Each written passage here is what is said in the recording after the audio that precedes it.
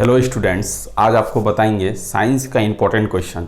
ये आपका important question आपका कंपटीशन एग्जाम में भी आएगा और आप यदि 11-12 का प्रिपरेशन कर रहे हैं और आपको बोर्ड एग्जाम देना है तो उसके लिए भी क्या है, बेहद इंपॉर्टेंट है। चलो देखते हैं एक एक करके प्रॉब्लम। ये साइंस का प्रॉब्लम है, बेहद इंपॉर्टेंट है। ये आपका बिहार में जो एसएससी का एग्ज़ाम होगा, JSSC, TET, SSC CGL, science, SSC GD, railway, CHSL, MTS, सभी के लिए जो साइंस का प्रॉब्लम पूछा जाएगा, ये सब प्रॉब्लम आने की संभावना बहुत ज़्यादा है। तो चलो देखते हैं स्टेप बाय स्टेप। निम्नलिखित में से कौन सर्वोत्तम विद्युत का चालक है, मतलब which is the maximum conductivity of electricity, मतलब इलेक्ट्रिसिटी का सबसे अच्छा चालक कौन सा है, कौन बेस्ट कंडक्टर है। तो आपका आंसर क्या होगा, सिल्वर होगा, उसका नाम है चांदी। चलो, इलेक्ट्रिक करंट का यूनिट क्या होता है, तो आपको बोलना है इलेक्ट्रिक करंट का जो यूनिट होता है वो आपका क्या होता है, एम्पियर होता है। ये आपको क्या करना है, याद रखना है।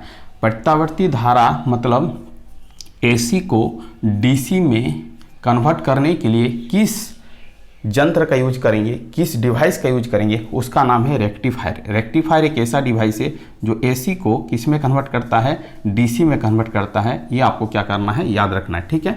अब देखो, घरेलू विद्युत उपकरणों में प्रयुक्त सुरक्षा फ्यूज तार उस धातु से बनी होती है जिसका, मतलब आपसे पूछेगा कि जो हम लोग इलेक्ट्रिक सर्किट में हम लोग एक फ्यूज का वायर का यूज करते हैं, वो इलेक्ट्रिक सेफ्टी के पर्पस से वो फ्यूज वायर का कंडीशन क्या होना चाहिए। तो फ्यूज वायर का कंडीशन ये होना चाहिए कि उसका रेजिस्टेंस वैल्यू क्या होना चाहिए, बहुत ज़्यादा होना चाहिए, और आपका उसका मेल्टिंग पॉइंट क्या होना चाहिए, कम होना चाहिए, मतलब प्रतिरोधक का मान ज़्यादा होना चाहिए और गलनांक का मान क्या होना चाहिए, कम होना चाहिए। ये कंडीशन होना चाहिए फ्यूज वायर में। इसका मतलब है प्रतिरोध अधिक होना चाहिए और मेल्टिंग पॉइंट क्या होना चाहिए, कम होना चाहिए। यही आपका क्या है, फ्यूज वायर का कंडीशन है।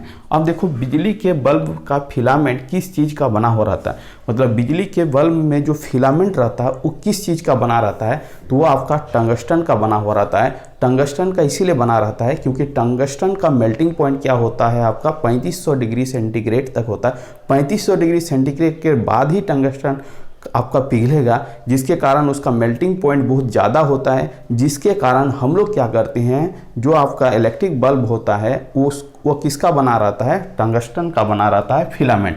ये आपको क्या करना है, याद रखना है। इसके साथ साथ इसका टेम्परेचर को भी याद रखना है। ये 3500 डिग्री सेंटीग्रेड के बाद ही क्या होता है, मेल्ट करता है। इसीलिए हम लोग क्या करते हैं, जो भी आपका बल्ब का फिलामेंट बना हुआ रहता है वो किसका बना रहता है, टंगस्टन का बना रहता है। अब देखो, ट्रांसफार्मर किसके काम कराता है, मतलब काम ट्रांसफार्मर किससे द्वारा ऑपरेट होगा, एसी सिग्नल या DC signal, both AC and DC, none of the. तो ट्रांसफार्मर जो वर्क करता है वो सिग्नल कैसा होना चाहिए, एसी सिग्नल होना चाहिए। तो आपको बोलना है कि जब भी हम लोग ट्रांसफार्मर का वर्किंग करेंगे तो धारा कैसा होना चाहिए, आपका प्रत्यावर्ती धारा होना चाहिए, सिग्नल कैसा होना चाहिए, एसी होना चाहिए। तो आपको याद रखना होगा, ट्रांसफार्मर जो वर्क करता है वो एसी सिग्नल में ही वर्क करता है। यदि हम लोग ट्रांसफार्मर में डीसी सिग्नल अप्लाई करेंगे तो ट्रांसफार्मर आपका क्या हो जाएगा, जल जाएगा। इसका मतलब है कि ट्रांसफार्मर में जो सप्लाई होगा वो कैसा सप्लाई होगा, प्रत्यावर्ती धारा, मतलब एसी सिग्नल होगा। अब देखो यहाँ पर 7 नंबर क्वेश्चन, डायनोमो एक मशीन है जिसका काम क्या है। डायनोमो एक मशीन है जिसका काम क्या है, तो डायनोमो का लास्ट 2 वर्ड देखो, MO। तो डायनोमो का ये काम है, वो क्या करता है, मैकेनिकल एनर्जी को, और ओ को हम लोग ई में कन्वर्ट कर लेंगे। तो मैकेनिकल एनर्जी को इलेक्ट्रिकल एनर्जी में कन्वर्ट करने के लिए हम लोग जो डिवाइस का यूज करते हैं उसको क्या बोलते हैं, डायनोमो बोलते हैं। डायनोमो एक प्रकार का मशीन है जो मैकेनिकल एनर्जी को इलेक्ट्रिकल एनर्जी में क्या करता है, कन्वर्ट करता है। हिंदी में बोलेंगे तो यांत्रिक ऊर्जा को विद्युत ऊर्जा में क्या करता है, परिवर्तन करता है। ये आपका बेहद इंपॉर्टेंट क्वेश्चन है, आपका एग्जाम में आ सकता है। फिर आपसे पूछेगा कि विद्युत मोटर, मतलब इलेक्ट्रिक मोटर आपका किस तरह का डिवाइस है, तो ई से हो गया इलेक्ट्रिकल एनर्जी, एम से हो गया मैकेनिकल एनर्जी। मतलब इलेक्ट्रिक का मतलब हो गया इलेक्ट्रिकल एनर्जी, मोटर का मतलब हो गया एम का मतलब मैकेनिकल एनर्जी। तो इलेक्ट्रिकल मोटर क्या करता है, इलेक्ट्रिकल एनर्जी को मैकेनिकल एनर्जी में क्या करता है, कन्वर्ट करता है। ये भी चीज़ आपको याद रखना है। आपसे डायनोमो भी पूछा जा सकता है या तो इलेक्ट्रिक मोटर भी पूछा जा सकता है कि इलेक्ट्रिकल मोटर आपका इलेक्ट्रिकल एनर्जी को किस एनर्जी में कन्वर्ट करता है, तो आपको बोलना है मैकेनिकल एनर्जी में कन्वर्ट करता है। चलो 8 नंबर देखते हैं। यदि किसी प्रतिरोध तार की लंबा किया जाए, मतलब किसी भी प्रतिरोधक तार की लेंथ को इंक्रीज किया जाए तो उसका रेजिस्टेंस में क्या इफेक्ट होगा। तो ये आपको याद रखना है कि R इक्वल टू क्या होता है, रो L बाई क्या होता है, A होता है। इसका मतलब किसी भी कंडक्टर का यदि लेंथ को बढ़ाएंगे तो वो आपका क्या होगा, आपका रेजिस्टेंस वैल्यू क्या होगा, बढ़ेगा, क्योंकि रेजिस्टेंस ही डायरेक्टली प्रोपोर्शनल क्या होता है, लेंथ होता है। यदि लेंथ को इंक्रीज करेंगे तो प्रतिरोधक की भी मान क्या होगा, बढ़ेगा, और यदि एरिया को बढ़ाएंगे तो प्रतिरोधक की मान क्या होगा, घटेगा। ये आपको याद रखना है। ये आपका रिलेशन है, यहाँ से ही हो रहा है कि यदि हम लोग किसी तार की लंबाई को बढ़ाएंगे तो उसका प्रतिरोधक क्या होगा, बढ़ेगा। इसका मतलब है इसका आंसर क्या होगा, बढ़ता है। चालक का विद्युत प्रतिरोध किससे स्वतंत्र होता है, मतलब प्रतिरोध किसके ऊपर निर्भर नहीं करता है। तो आपको बोलना है प्रतिरोध जो स्वतंत्र होता है वह प्रेशर पर निर्भर नहीं करता है। तो आपका क्या होगा, दाब आपका क्या होगा, आंसर होगा। तो आपको ये क्वेश्चन याद रखना है कि प्रतिरोध किससे स्वतंत्र होता है, मतलब उस पर निर्भर नहीं करता है, तो वो आपका क्या हो जाएगा, दाब हो जाएगा। ये आपको याद रखना है। अब देखो ट्रांसफार्मर प्रयुक्त होता है। ट्रांसफार्मर क्या करता है, बेसिकली वो एसी सिग्नल का इनपुट वोल्टेज को या तो स्टेप अप करके आउटपुट में दिखाएगा या तो क्या करेगा, स्टेप डाउन करके आउटपुट में दिखाएगा। इसका मतलब transformer is a basically device, they are converting step up voltage and step down voltage. वो स्टेप अप भी कर सकता है, स्टेप डाउन भी कर सकता है। किस तरह का सिग्नल होगा, एसी सिग्नल होगा। इसका मतलब एसी वोल्टेज को ऊंचाई और अफचाई, मतलब ऊंचाई का मतलब स्टेप अप, अफचाई का मतलब स्टेप डाउन करने के लिए हम लोग क्या करते हैं, ट्रांसफार्मर का यूज करते हैं। ट्रांसफार्मर किस प्रिंसिपल पर काम करता है, तो आपको बोला म्यूचुअल इंडक्शन के प्रिंसिपल पर काम करता है। ये भी आपका क्वेश्चन इंपॉर्टेंट है। आपसे पूछेगा कि विद्युत मोटर यांत्रिक में बदलने की युक्ति है, विद्युत ऊर्जा को यांत्रिक में बदलने की युक्ति है। अभी आपको बताए थे कि इलेक्ट्रिकल एनर्जी को मैकेनिकल एनर्जी में कन्वर्ट करने के लिए हम लोग क्या करते हैं, इलेक्ट्रिकल मोटर का यूज करते हैं। वही आपका क्या होगा, विद्युत मोटर होगा। तो इसका मतलब 11 का जो आंसर हो जाएगा वो आपका क्या हो जाएगा, विद्युत ऊर्जा को यांत्रिक ऊर्जा में कन्वर्ट करने के लिए हम लोग विद्युत मोटर का यूज करते हैं। विद्युत बल्ब में कौन सी गैस होती है, मतलब विद्युत बल्ब मतलब कोई भी इलेक्ट्रिक बल्ब है उसके अंदर में हम लोग कौन सा गैस को फिलअप करते हैं। तो आपका आंसर होना चाहिए आर्गन, क्योंकि जब वो हीटिंग इफेक्ट होगा तो वो क्या होगा, बाष्पीकृत होगा। तो आर्गन क्या होता है, ठंडा गैस होता है, जिसके कारण उसको क्या करता है, ठंडा करता है। इसका मतलब है उसमें कौन सा गैस भरा रहता है, आर्गन भरा रहता है। अब आपसे पूछेगा कि दाब का मात्रक क्या होता है, तो आपको बोलना है दाब का जो मात्रक होता है वो आपका क्या होता है, पास्कल होता है। दाब का मतलब प्रेशर का फॉर्मूला जो होगा, फोर्स पर यूनिट क्या होगा, एरिया होगा। यदि हम लोग किसी भी सिस्टम का सरफेस एरिया को इंक्रीज करेंगे तो प्रेशर क्या होगा, डिक्रीज होगा, क्योंकि प्रेशर और एरिया में इन्वर्सली प्रोपोर्शनल है। यदि एरिया को इंक्रीज करेंगे तो प्रेशर आपका क्या होगा, घटेगा, और यदि एरिया को हम लोग क्या करेंगे, घटाएंगे, तो प्रेशर आपका ऑटोमेटिकली क्या होगा, इंक्रीज होगा। इसका मतलब प्रेशर और एरिया में आपका इन्वर्सली रिलेशन है। यदि एरिया को इंक्रीज करेंगे तो प्रेशर आपका डिक्रीज होगा, एरिया को डिक्रीज करेंगे तो प्रेशर आपका क्या होगा, इंक्रीज होगा। तो आपका प्रेशर का जो यूनिट होता है वो आपका पास्कल होता है, या तो हम लोग बोल सकते हैं न्यूटन पर मीटर स्क्वायर, क्योंकि इसका फॉर्मूला होता है प्रेशर का क्या होता है, फोर्स पर यूनिट क्या होता है, एरिया होता है। तो फोर्स का न्यूटन हो जाएगा, एरिया का मीटर स्क्वायर हो जाएगा। इसका मतलब इसका आंसर हो जाएगा न्यूटन पर मीटर स्क्वायर। अब आपसे पूछेगा कि प्रकाश का वेग कितना होता है निर्वात में, मतलब what is the velocity of light in vacuum और एयर में आपका वेलोसिटी ऑफ लाइट जो होता है ऑलमोस्ट क्या होता है, इक्वल होता है। आपको याद रखना होगा उसका जो पर्टिकुलर वैल्यू होता है 3 × 10⁸ मीटर पर सेकेंड होता है। आपसे यदि पूछेगा कि what is the value of the velocity of light in glass में उसका वेलोसिटी कितना होगा, तो आपको बोलना है 2 × 10⁸ मीटर पर सेकेंड, क्योंकि ग्लास का जो रिफ्रैक्टिव इंडेक्स होता है वो आपका 1.5 होता है। आपको याद रखना होगा। आपसे पूछेगा कि वाटर का रिफ्रैक्टिव इंडेक्स कितना होता है, वाटर का अपवर्तनांक कितना होता है, तो आपको याद रखना है 4/3 या तो 1.33 होता है। तो ये सब चीज़ों को हम लोग को क्या करना, याद रखना है। रिफ्रैक्टिव इंडेक्स का फॉर्मूला होता है, refractive index is equal to velocity of light in vacuum dividing by velocity of light in medium. इसका मतलब मीडियम में यदि वेलोसिटी ऑफ लाइट को फाइंड आउट करना है तो वेलोसिटी ऑफ वैक्यूम को उसके रिफ्रैक्टिव इंडेक्स से डिवाइड करेंगे। रिफ्रैक्टिव इंडेक्स से डिवाइड करने के बाद जो आपका पर्टिकुलर वैल्यू होगा वो आपका क्या होगा, उस मीडियम का वेलोसिटी ऑफ लाइट होगा।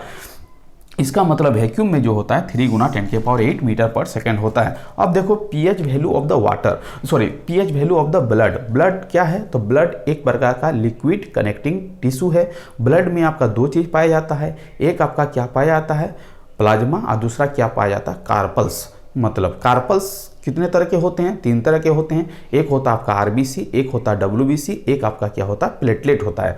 आरबीसी का क्या काम है, आरबीसी में हमारे बॉडी में होमोग्लोबिन पाया जाता है, और होमोग्लोबिन क्या करता है, हमारे बॉडी में पूरे ऑक्सीजन को सर्कुलेशन करता है। आपसे पूछेगा कि हेमोग्लोबिन में कौन सा धातु पाया जाता है, तो आपको बोलना लोहा धातु पाया जाता है, मतलब आयरन पाया जाता है। अब देखो हीमोग्लोबिन का क्या काम है, वो ऑक्सीजन को पूरा बॉडी में सर्कुलेशन करने के लिए क्या करता है, हीमोग्लोबिन का काम है। अब पूछेगा कि आरबीसी कहाँ बनता है, तो आपको बोलना है आरबीसी अस्थि मज्जा में बनता है। आरबीसी का कब्रिस्तान, मतलब आरबीसी जब वो सेल डेड हो जाएगा तो कहाँ मरेगा, तो प्लीहा में मरेगा, उसको स्प्लीन बोलते हैं इंग्लिश में। ये आपको क्या करना है, याद रखना है। आरबीसी का जीवन काल कितना होता है, तो आरबीसी कितना दिन तक जिंदा रह सकता है, तो 120 दिन तक क्या रह सकता है, जिंदा रह सकता है। ये आपको क्या करना है, याद रखना है। डब्ल्यूबीसी का क्या काम है, इसको बोलते हैं white blood carpals. White blood carpals का मतलब होता है, ये इसका काम है शरीर में प्रतिरोधक क्षमता को बनाए रखना। यदि कोई डिजीज हमारे बॉडी में अटैक कर रहा है तो उसको अटैक करने से क्या करता है, रोकता है। यदि कोई जीवाणु विषाणु यदि हमारे बॉडी में अटैक करने का कोशिश करता है तो उसको अटैक करने से बचाता है। ये आपका क्या है, डब्ल्यूबीसी का काम है। डब्ल्यूबीसी का जितना शरीर में होगा वो आपका क्या होगा, अपना बॉडी का प्रतिरोधक क्षमता मतलब रेजिस्टेंस पावर उतना ज़्यादा होगा। इसका मतलब डब्ल्यूबीसी क्या करता है, प्रतिरोधक क्षमता को बनाए रखता है बॉडी का।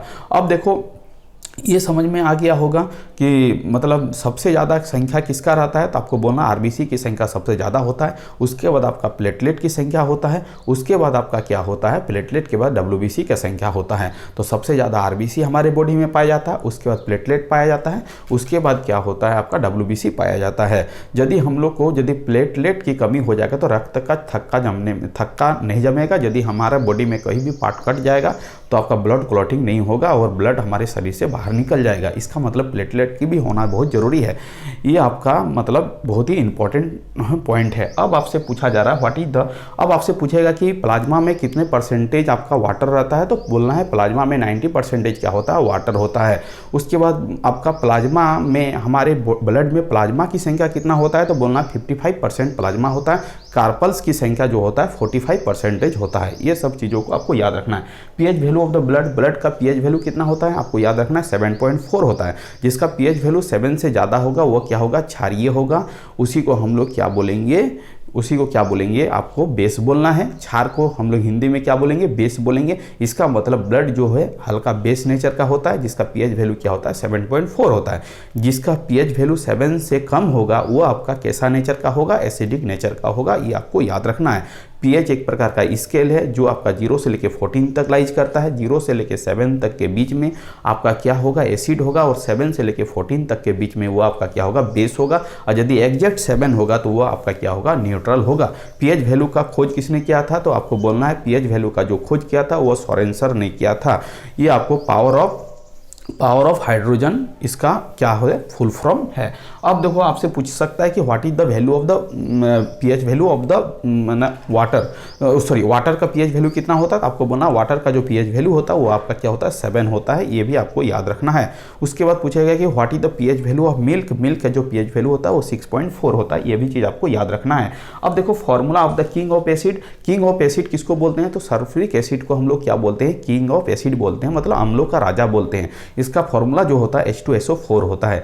ये आपको याद रखना है कि किंग ऑफ एसिड का फॉर्मूला क्या होगा, H2SO4 होगा। अब लास्ट वाला प्रॉब्लम है, मुख्य स्रोत क्या है ग्लोबल वार्मिंग का। ग्लोबल वार्मिंग का जो मुख्य स्रोत क्या है, ग्लोबल वार्मिंग से हमारे इन्वायरमेंट का टेम्परेचर क्या होता है, इंक्रीज कर जाता है, बहुत सारा डिफिकल्टियाँ फेस होती है।